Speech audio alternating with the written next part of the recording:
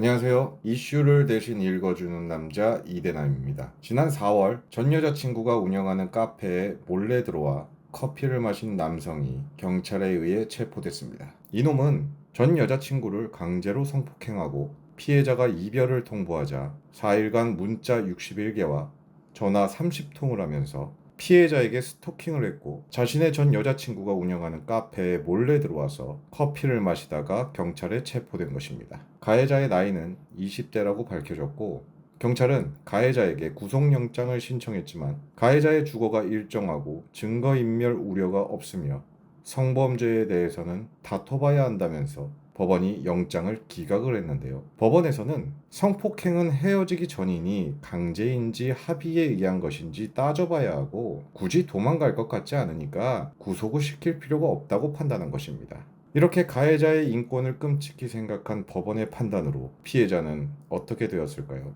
당연히 가해자가 찾아올 것을 두려워한 피해자는 직접 투신을 선택했고 결국 뼈가 부러지고 온몸에 타박상을 입으며 전치 14주의 진단을 받았습니다. 여러분, 이게 대한민국 사법부의 현실인 것 같습니다.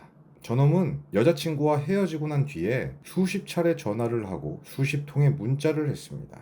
그리고 전 여자친구의 카페를 정문이 아닌 뒷문으로 몰래 숨어서 들어갔습니다. 이건 명백한 스토킹이고 피해자가 경찰에 신고한 것까지 생각을 했다면 법원은 응당 보복에 대한 것을 생각했어야 합니다. 그러나 영장을 기각했다는 것은 보호받아야 할 피해자를 보호하지 않고 오히려 가해자의 인권을 더욱 생각했다는 것으로밖에 해석이 되지 않는데요. 결국 누구에게도 보호받지 못한 피해자는 스스로 투신까지 했습니다. 어쩌면 그것만이 본인이 두려움에서 벗어날 수 있는 유일한 방법이라고 생각했을지도 모릅니다. 이런 결과로 인해서 더더욱 법원에 대한 불신이 계속 생기는데 정말 충격적인 게 12년 전에도 이것과 똑같은 일이 있었다는 것입니다. 12년 전 사건을 잠깐 얘기를 해드리면 피해자는 60대 여성이었고 성폭행 혐의로 신청된 가해자 구속영장이 기각되자 피해자는 A4 용지 5장의 분량의 유서를 쓰고 스스로 생을 마감하였는데요.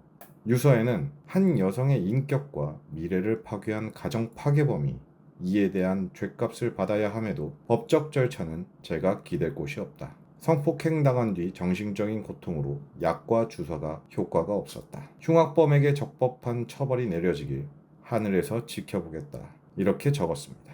이 사건의 피해자는 병원에서 수술을 받고 입원한 상태였고 가해자는 당시 27살로 해당 병원의 간호조무사였다고 합니다. 그리고 피해자는 병원에서 가해자에게 성폭행을 당했다고 경찰에 신고를 했고 검찰 조사에서 가해자는 거짓말 탐지기에서 거짓이 나와 법원에 구속영장을 신청했지만 그때도 법원은 주거 및 직업이 있어 증거인멸 및 도주 우려가 없다는 이유를 들어서 구속영장을 기각했습니다. 어떠십니까? 법원은 12년 전이나 지금이나 너무 똑같죠? 어쩌면 20년 전과 똑같을 수도 있겠네요. 피해자는 두려움과 정신적인 고통으로 생을 마감했습니다. 그렇다면 저 간호조무사는 12년이 지난 현재 무엇을 하고 있을까요? 그 당시에는 27살이었으니 지금은 39살이 됐겠군요.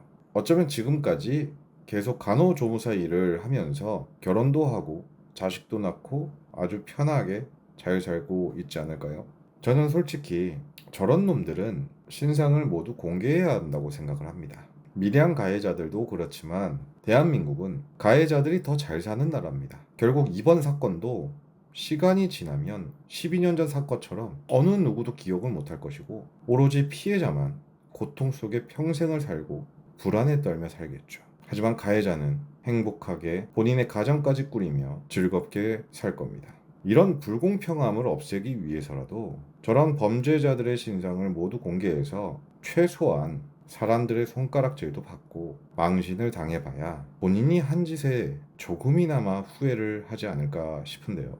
그래서 저는 저 가해자들의 신상을 알게 된다면 제 영상에 모두 공개를 할 예정입니다. 솔직히 법원의 판단에 화가 많이 나서 반항을 좀 하고 싶어졌는데요. 만약 저 가해자들에 대해 아시는 분들이 있으시다면 저에게 언제든 제보를 해주시기 바랍니다. 그리고 이 사건이 제대로 퍼질 수 있도록 좋아요를 많이 눌러주시면 감사하겠습니다. 오늘 영상을 마치도록 하겠습니다. 시청해주셔서 감사합니다.